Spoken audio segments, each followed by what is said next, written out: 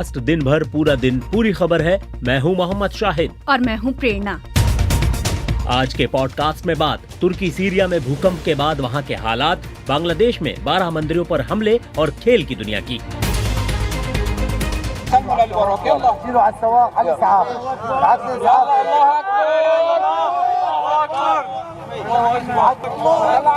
भीषण भूकंप के बाद तुर्की और सीरिया में राहत बचाव का काम जारी, 5000 से ज्यादा लोगों की मौत।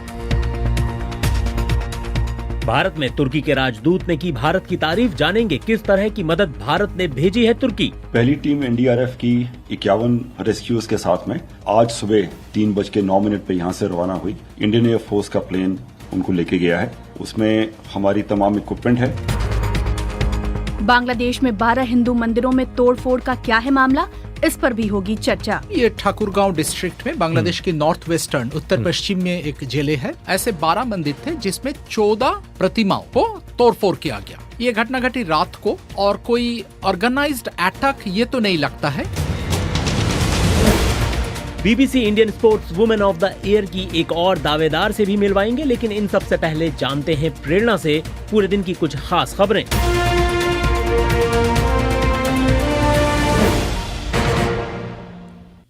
भारत जोड़ो यात्रा की समाप्ति के बाद आज पहली बार राहुल गांधी ने संसद में सदन को संबोधित किया। अपनी यात्रा और यात्रा के अनुभवों के बारे में बात करते हुए उन्होंने कहा कि देश में इस वक्त बेरोजगारी, महंगाई और किसानों की समस्या सबसे प्रमुख है।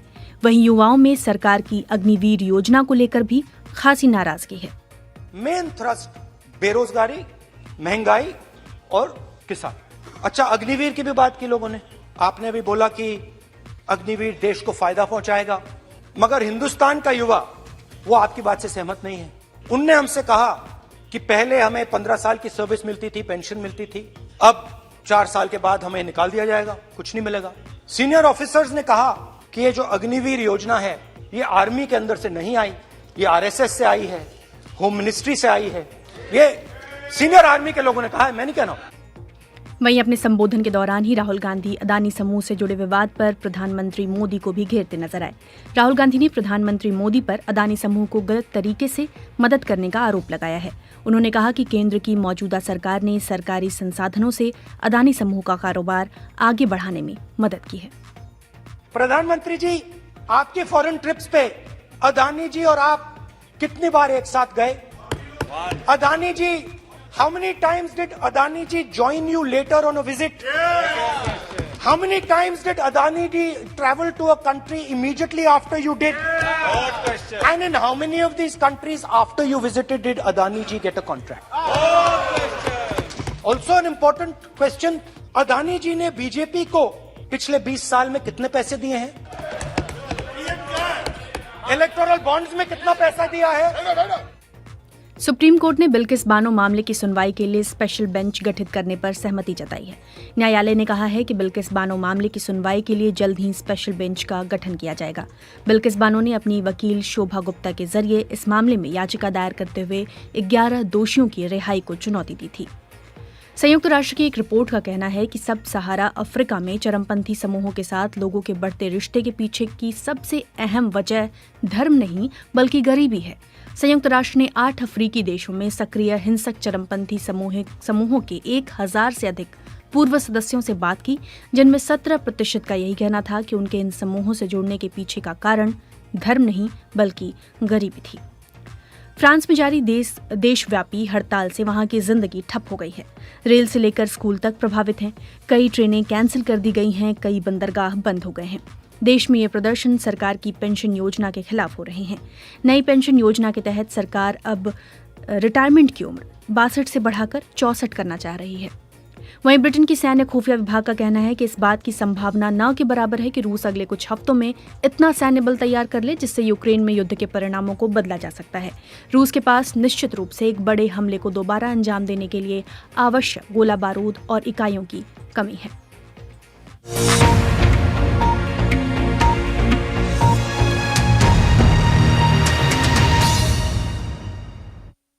बीबीसी हिंदी का ये न्यूज़ पॉडकास्ट दिन भर पूरा दिन पूरी खबर है, जो सोमवार से शुक्रवार भारतीय समयानुसार रोजाना शाम 7:30 बजे लाइव होता है। इसे bbchindy.com के लाइव पेज और पॉडकास्ट सेक्शन के साथ साथ बीबीसी हिंदी के फेसबुक और यूट्यूब चैनल पर भी आप सुन सकते हैं। इसके अलावा ये पॉडकास्ट गाना, जियो सावन और स्पॉटिफाई जैसे मोबाइल ऐप्स पर भी उपलब्ध है।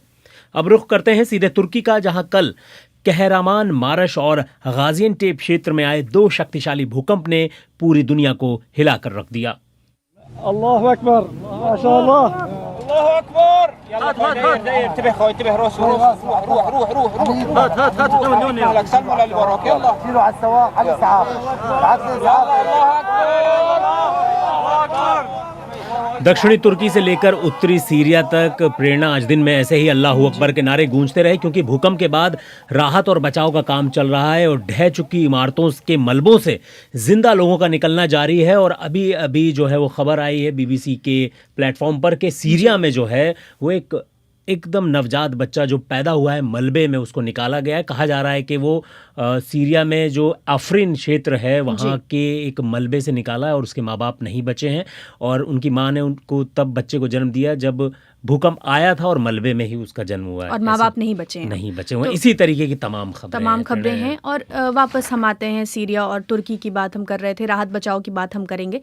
शायद कल ही की बात है, कल ही ये सब कुछ हुआ और सीरिया सीमा के नज़दीक दक्षिण पूर्वी तुर्की में 2 शक्तिशाली भूकंप आए थे। हम कल भी आपने कार्यक्रम किया, आपने और कल हमने बहुत विस्तार से इसके बारे में बताया था और क्यों भूकंप आ रहे हैं लगातार उस जगह पर, ये भी बताया था। और इनकी तीव्रता अगर रिक्टर पैमाने पर मैं बताऊं तो 7.8 पहले भूकंप की थी और उसके बाद जो दूसरा भूकंप आया उसकी तीव्रता 7.5 थी।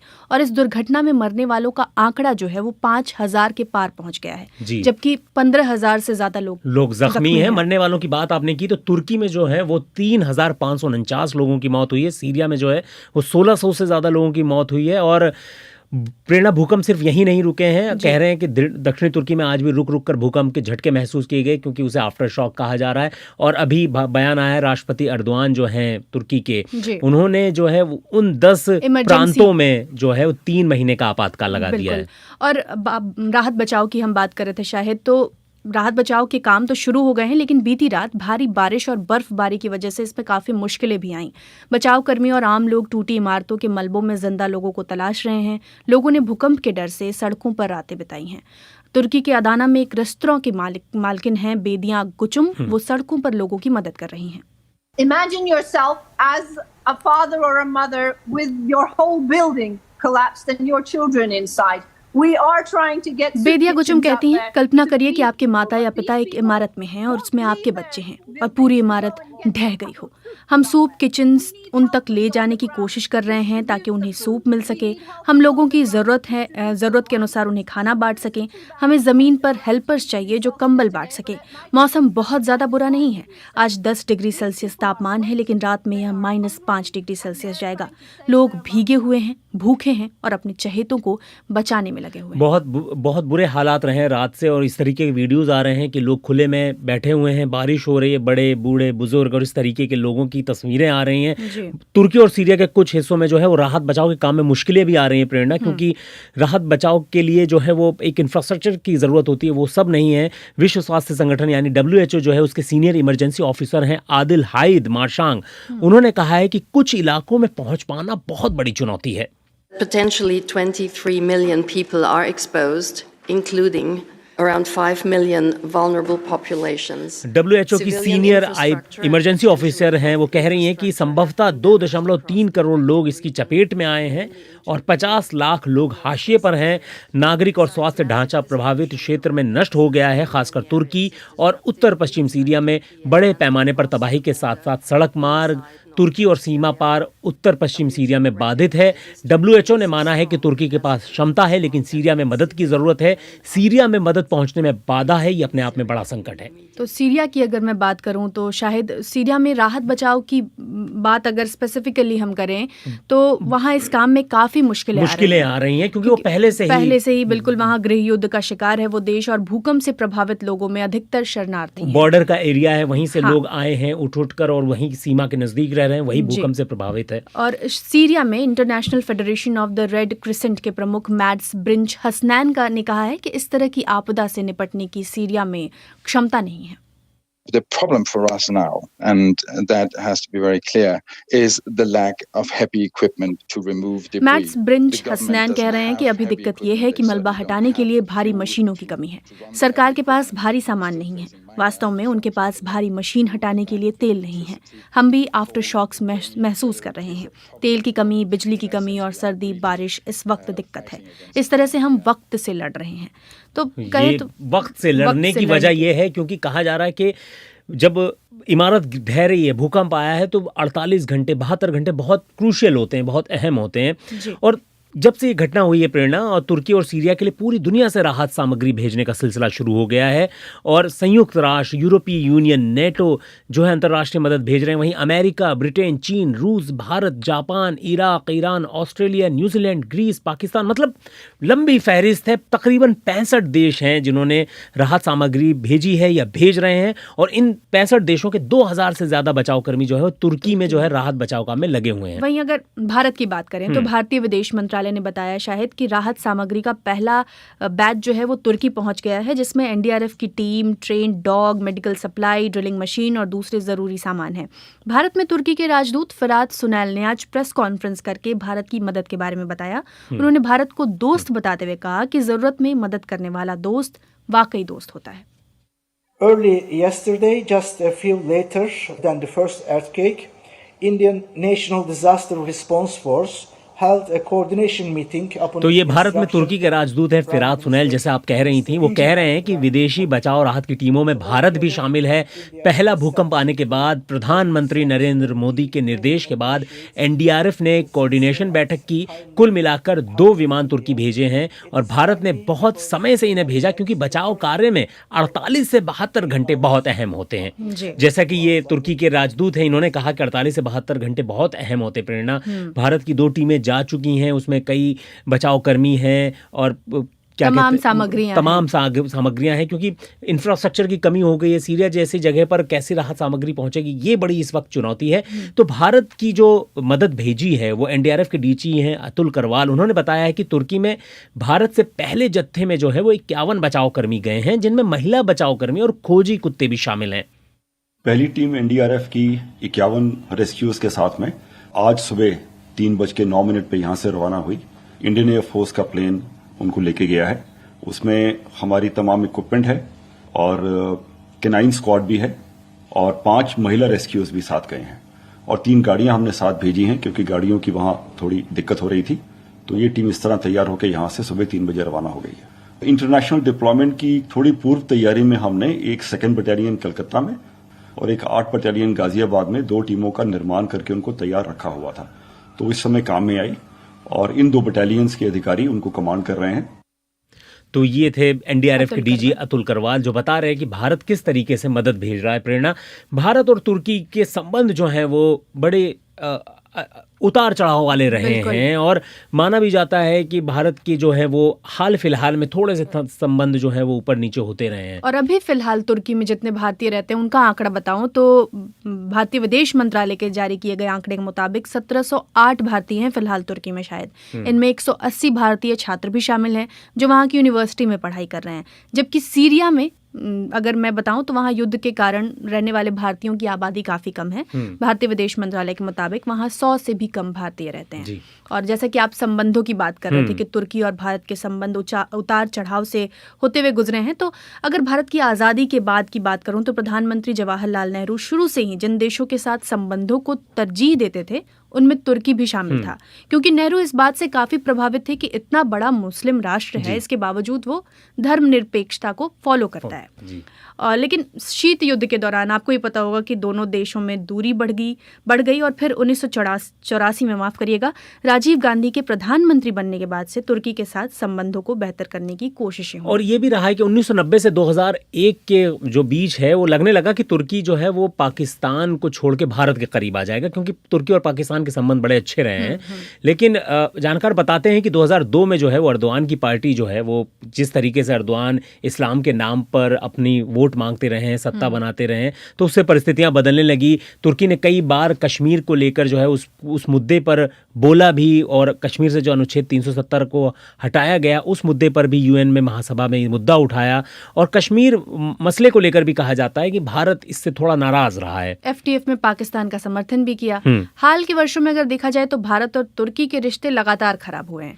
नरेंद्र मोदी पीएम बनने के बाद मध्य पूर्व के लगभग सभी देशों का दौरा कर चुके हैं, तुर्की नहीं पहुंचे, लेकिन तुर्की के राष्ट्रपति पहुंचे हैं। हाँ, ये एक अहम है कि पीएम मोदी तुर्की नहीं गए हैं। और अगर हम दोनों देशों के व्यापार संबंधों पर नजर डालें शायद, तो कैसे नजर आते हैं दोनों देशों के व्यापार संबंध? तो ये एक बड़ा अहम है कि कैसा है। 2018 से 19 के बीच में जो है भारत और तुर्की के बीच जो है 7.84 बिलियन अमेरिकी डॉलर का जो व्यापार था, जो 2019-20 में जो है 7.86 बिलियन डॉलर था। महामारी के बावजूद दोनों देशों के बीच व्यापार 2020 से 2021 में जो है 5.42 बिलियन डॉलर था। और तुर्की को जो हम लोग निर्यात करते हैं उसमें जो है वो पेट्रोलियम उत्पाद हैं, ऑटो पार्ट्स हैं, मैन मेड धागे हैं, कपड़े हैं, विमान हैं, अंतरिक्षयान की पुर्जें हैं, प्लास्टिक के कच्चे माल हैं, और ये सारी चीज़ें हैं। वही भारत तुर्की से जो चीज़ें आयात करता है, अगर उसकी बात मैं करूँ तो औद्योगिक मशीनरी, अफीम की बीज मशीनरी और यांत्रिक उपकरण, लोहा और इस्पात, मोती, कीमती पत्थर, ग्रेनाइट, मार्बल जैसी चीजें हैं। अब जिस तरीके से ये एक प्राकृतिक आपदा आई है और भारत ने जिस तरीके से मदद भेजी, उससे पता चल रहा है कि भारत कितना चिंतित है इन सब चीज़ों को लेकर, भारत की हालत को लेकर। ये एक जो चैप्टर है ये भारत और तुर्की के संबंधों में भी हो सकता है कि आगे एक अहम रोल निभाएगा। 2 विमान जा चुके हैं और पूरी दुनिया से मदद पहुंच रही है। लेकिन इन सब के बीच एक अहम सवाल जो उठता है, ये हम लोगों ने कल जाना भी कि भूकंप आता है और टेक्टोनिक प्लेट्स जिस तरीके से टकराती हैं वो सारे क्षेत्र बहुत प्रभावित होते हैं और वहाँ पर हमेशा भूकंप का खतरा मंडराता रहता है। और भूकंप के बारे में पहले से पता लगाना संभव नहीं है। तो ये एक अहम चीज़ है कि भूकंप आए तो क्या करें, तो ये मैं जानना चाहता हूँ। बिल्कुल, अगर आप ऐसे इलाके में रहते हैं शायद जहाँ अक्सर भूकंप आते रहते हैं, तो आपको आपके घर में किसी ऐसे इमरजेंसी बैग को तैयार रखना होगा जिसे आप तुरंत लेकर निकल सकते हैं। जानकार ऐसा कहते हैं, और वो कहते हैं कि इसमें पानी, टॉर्च, फर्स्ट एड किट और कुछ खाने पीने का सामान होना चाहिए। अब जिस इमारत में आप रहते हैं अगर वो सुरक्षित है तो भूकंप के दौरान आप वहीं रुक जाएं। और जानकार ये भी कहते हैं कि खुद को सुरक्षित रहने का सूत्र वाक्य है कि नीचे लेट जाएं, खुद को ढक लें और कसकर किसी चीज़ को पकड़े रखें। भूकंप के चलते अक्सर मकान की खिड़कियां और छज्जे जो हैं वो सबसे पहले गिरते हैं। ऐसे में सलाह यही दी जाती है कि आप इन खतरनाक जगहों से दूर ही रहें। और लेकिन तब क्या करें जब भूकंप के वक्त आप बाहर हैं? मतलब ये तो घर के अंदर की बात हो गई, लेकिन जब बाहर है तब क्या कर सकते हैं? बाहर तो ये होता है कि खुले इलाके में चले जाएं, टेलीफोन बिजली के खंभों से दूर रहें, किसी इमारत के नज़दीक ना जाएं। ये माना जाता है भूकंप के दौरान ये सारी सावधानियां बरतें।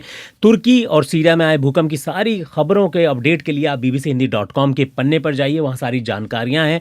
हम पूरी कोशिश करते हैं कि हम पूरी जानकारियाँ इस पॉडकास्ट में दें और रुख करते हैं अगले पड़ाव की ओर, पॉडकास्ट के अगले पड़ाव पर।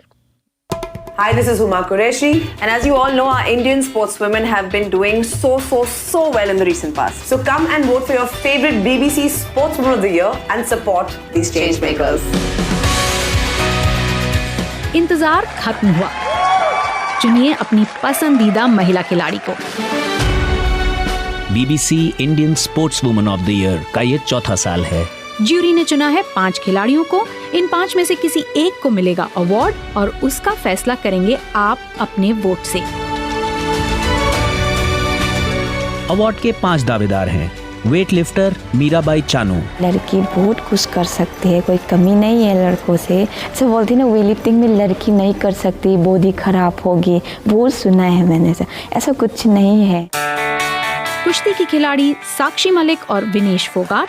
सडन में इंडिया में ट्रायल्स हार गई तो वो मेरे लिए काफ़ी लो पॉइंट था, और फिर एकदम से लॉकडाउन लग गया तो वो काफ़ी टफ टाइम था कि क्योंकि एकदम से बिल्कुल नंबर 1 रहना और फिर इंडिया टीम में भी सेलेक्ट नहीं होना, तो ये बहुत बड़ी बात थी। उस टाइम पे तो लोग बोलते थे कि ये क्या करवा रहे हो लड़कियों से, लेकिन अभी खुद फैमिली के लोग रेसलिंग में डाल रहे हैं लड़कियों को। अब इतना हमारे गाँव के आसपास इतना माहौल है कि लड़की पैदा होते बोलते कोई दिक्कत नहीं। बैडमिंटन खिलाड़ी PV Sindhu. It's very important कि we have to believe in ourselves. That belief should always be there. और बॉक्सर निखत जरीन। मेरा पूरा फोकस मेडल जीतने पे ही था। अपने आप को मैं हमेशा पुश करती थी कि मुझे मेडल जीतने का है। अपनी पसंदीदा खिलाड़ी को वोट देने के लिए आइए bbchindi.com पर हमारे हर पन्ने पर वोटिंग बटन मौजूद है और वोट देने में 1 मिनट से भी कम का समय लगेगा। तो चुनिए BBC Indian sportswoman of the year. तो BBC Indian sports women of the year में आप अपना वोट जाकर दे सकते हैं bbchindi.com की वेबसाइट के साथ साथ। और अभी फेसबुक पे हमने पिन टू टॉप कर रखा है उस लिंक को क्लिक करके उस पर जाकर भी आप अपनी पसंदीदा महिला खिलाड़ी को वोट दे सकते हैं। और कार्यक्रम के पॉडकास्ट के दूसरे पड़ाव में BBC Indian sports women of the year की दूसरी दावेदार जो हैं साक्षी मलिक, उनसे भी मिलवाएंगे और बांग्लादेश में जहां एक रात में 12 हिंदू मंदिरों में तोड़फोड़ हुई है उसका भी अपडेट देंगे।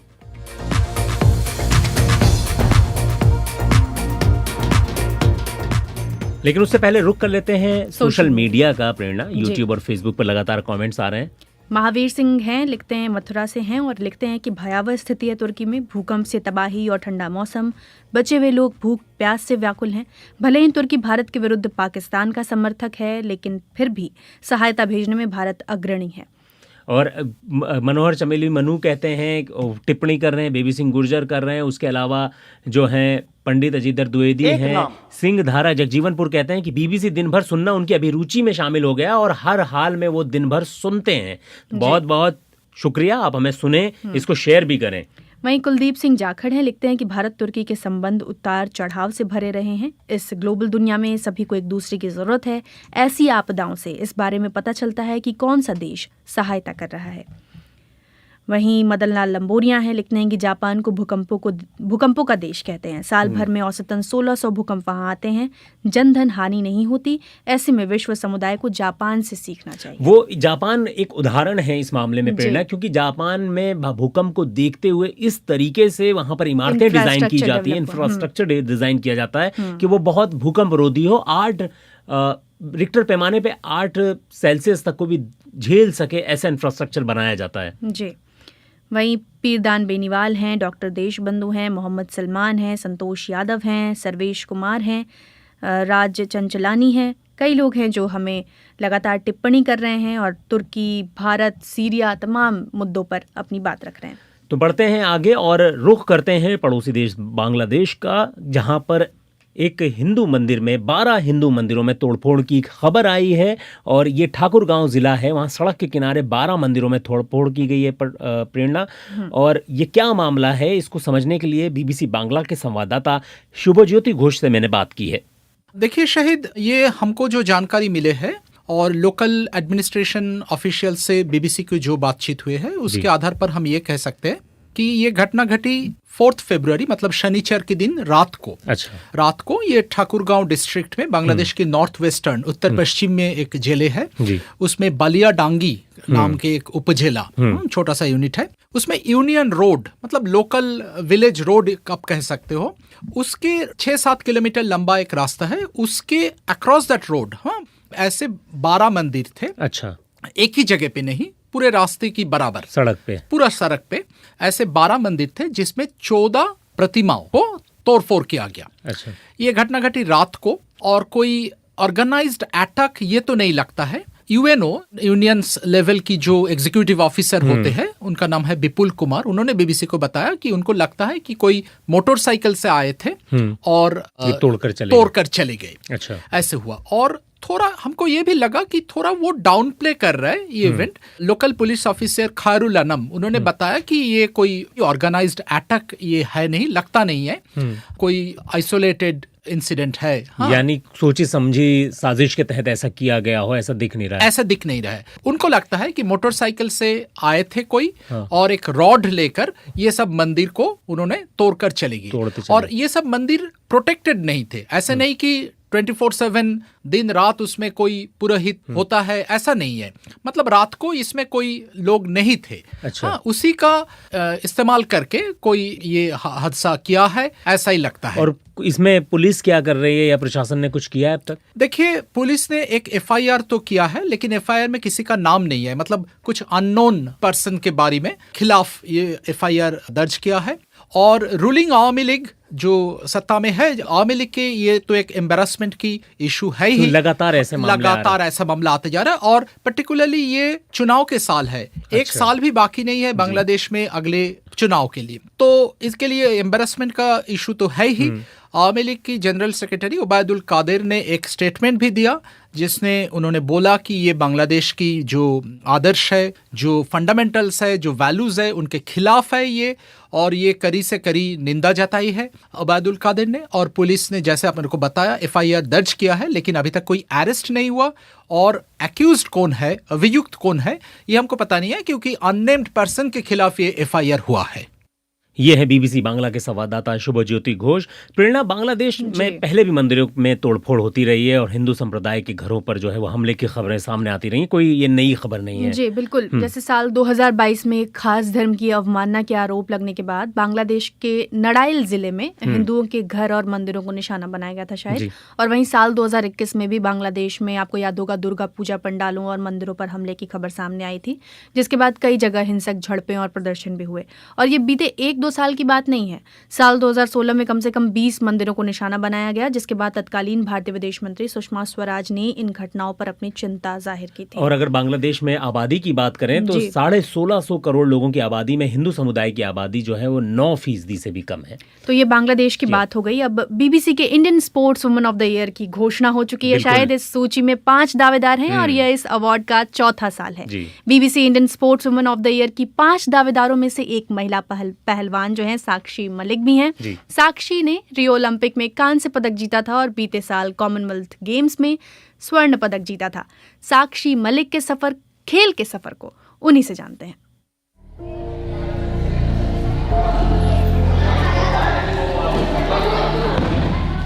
शुरू से तो मेरा स्पोर्ट्स में इंटरेस्ट था, मतलब स्कूल में कोई भी एक्टिविटी होती थी तो मुझे पार्ट लेना था, चाहे कोई भी स्पोर्ट्स एक्टिविटी हुई, रनिंग हुआ, खो खो हुआ, बास्केट, मतलब कोई भी स्पोर्ट्स।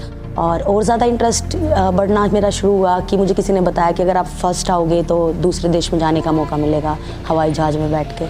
तो वो बहुत क्लिक किया मेरे को कि नहीं, अब तो कैसे भी करके फर्स्ट आना है और हवाई जहाज़ में बैठना है, क्योंकि हमेशा से नीचे से देखा था कि ऐसे सोचती थी कि पता नहीं प्लेन में कैसे लोग बैठते होंगे, कितने, मतलब कि कौन लकी लोग हैं जो प्लेन में बैठ सकते हैं। तो बस यही फिर हो गया कि नहीं, तो ट्रेनिंग करनी है, फर्स्ट आना है और बाहर जाना है। लोग बोलते थे, स्कूल में भी लड़कियां चिढ़ाती थी, कैसे बॉडी बना ली, कौन से स्पोर्ट्स में जा रही है, तो लड़कों का स्पोर्ट्स है। रिलेटिव्स, वो भी पेरेंट्स को बोलते थे कि कुश्ती जैसे खेल में क्यों डाल रही है, कोई लड़कियों का खेल, इससे कौन शादी करेगा, इसका फिजिक खराब हो जाएगा।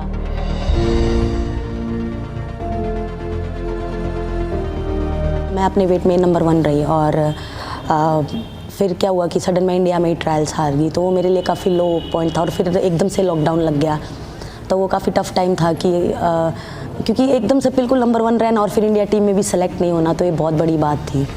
मन से बात ही नहीं निकलती थी कि ऐसी क्या कमी हो गई कि मैं हार गई। और लॉकडाउन में भी मैंने ट्रेनिंग मिस नहीं की, हमेशा अपना मतलब कंटिन्यू करना कि नहीं, मुझे वापस जीतना है, वापस इंडिया टीम में जगह बनानी है। बीच में फिर साइकोलॉजिस्ट से भी बात की, सेशंस लिए, क्योंकि बहुत ज़्यादा मैं लो फील करने लगी थी, मतलब मन नहीं लगता था किसी चीज़ में। बस ये था कि क्या हो गया कि कुश्ती मेरे हाथ से क्यों छूट रही है। पेरेंट्स आते हैं, पूछते हैं कि हम अपनी बेटी को ऐसा क्या खिलाएं वो आप जैसी बन जाए, ऐसा क्या करें कि वो आप जैसी बन जाए, और बिल्कुल रेसलिंग में खुद छोड़ के जाते हैं कि हम भी अपनी लड़कियों को रेसलिंग कराएंगे। तो मेरे लिए बहुत जैसे ये प्राउड की बात है कि मैंने कितने जने पेरेंट्स कितनी सोच बदली है कि लड़कियाँ भी कुश्ती कर सकती हैं। मेरे जरिए किसी की मैंने सोच बदली, जो अपनी लड़कियों को बाहर तक भी नहीं छोड़ सकते थे या अकेला कहीं जाने भी नहीं देना चाहते थे, वो अभी रेसलिंग में छोड़ रहे हैं, तो काफ़ी अच्छा लगता है। तो आप सुन रहे थे कहानी महिला पहलवान साक्षी मलिक की, जो BBC Indian sports women of the year की 5 दावेदारों में से एक हैं, और जिन्हें आप श्रोता खुद जाकर इन 5 दावेदारों के लिए वोट कर सकते हैं, जो भी आपकी पसंदीदा खिलाड़ी हों। और वोटिंग लिंक जो है वो शाहिद ने पिन कर दिया है, बिल्कुल पिन टू टॉप है वो फेसबुक पे हमारा लाइव जो चल रहा है उस पे। और इसके अलावा आप bbchindi.com की वेबसाइट पे जाके किसी भी खबर में आप जाएंगे तो आपको लिंक मिल जाएगा, तो आप जरूर वोट करें। और अब खेल की दुनिया की बात करते हैं प्रेरणा, तो ऑस्ट्रेलिया T20 टीम के कप्तान रहे एरन फिंच, उन्होंने T20 इंटरनेशनल क्रिकेट से संन्यास लेने की घोषणा कर दी है और 1 साल पहले उन्होंने जो है वनडे क्रिकेट को छोड़ दिया था। तो इसके बाद से माना जा रहा था कि वो T20 क्रिकेट को भी अलविदा कहेंगे और लेकिन वो IPL और बिग बैश लीग जिसे BBL कहा जाता है वैसी प्रतियोगिताओं में जो है वो हिस्सा लेते रहेंगे। और इसके अलावा अगर मैं भारतीय टीम की बात करूं तो श्रीलंका और न्यूजीलैंड के खिलाफ सीरीज में अपनी शानदार बल्लेबाजी से भारत को जीत दिलाने वाले शुभमन गिल और तेज गेंदबाज मोहम्मद सिराज को जो है वो जनवरी 2023 के ICC player of the month award के लिए नॉमिनेट किया गया है। तो देखते हैं कि ये ICC player of the month में क्या होंगे, बनेंगे, क्या होगा। और बहरहाल BBC हिंदी के पॉडकास्ट में आज इतना ही। इस पॉडकास्ट के दौरान स्टूडियो की जिम्मेदारी थी रविशंकर कुमार के पास। मुझे यानी मोहम्मद शाहिद और प्रेरणा को दें इजाजत। नमस्कार।